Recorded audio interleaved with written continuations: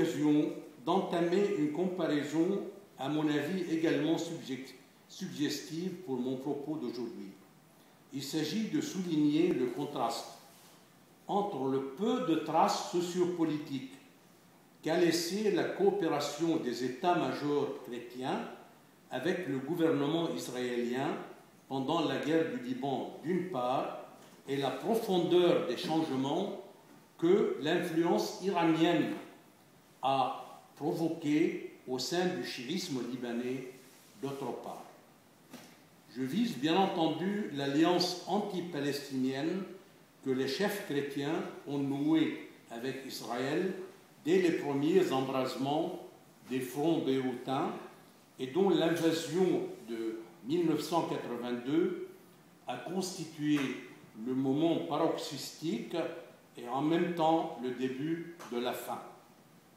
Je vise aussi la relation qui a duré bien plus longtemps dans le sud Liban occupé entre les appareils de l'occupant et le commandement chrétien de ses acolytes locaux.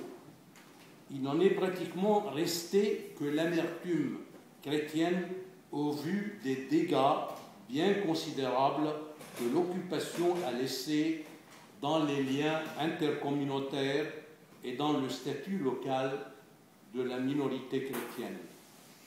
La quasi-absence d'acquis ou de changement positif s'explique dans ce cas par la confrontation promise à la stérilité de l'exclusivisme arrogant de la partie israélienne et du particularisme chrétien, évidemment soucieux de rester maître chez lui.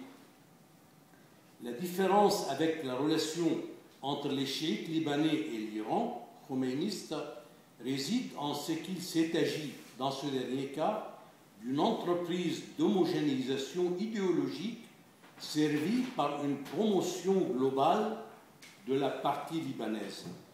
Ce ne sont pas tant les hétérogénéités ni la disproportion, pourtant réelle toutes les deux, de deux parties chiito-libanaises et iraniennes qui faisaient et font encore problème. Le problème réside plutôt dans la perspective sombre qu'ouvre pour la partie libanaise son instrumentalisation par l'Iran dans la confrontation internationale où le régime iranien se trouve être engagé. Il se manifeste aussi dans l'approfondissement que cette relation entraîne des clivages multiformes séparant les chiites libanais d'autres communautés de leur pays.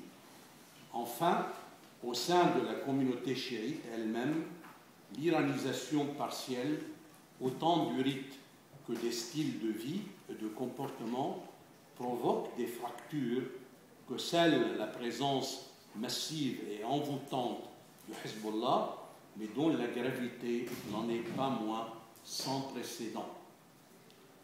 On le voit bien, le rapport de dépendance qu'éventuellement un groupe communautaire libanais développe avec une puissance régionale ou internationale présente, selon les cas, des profils divers.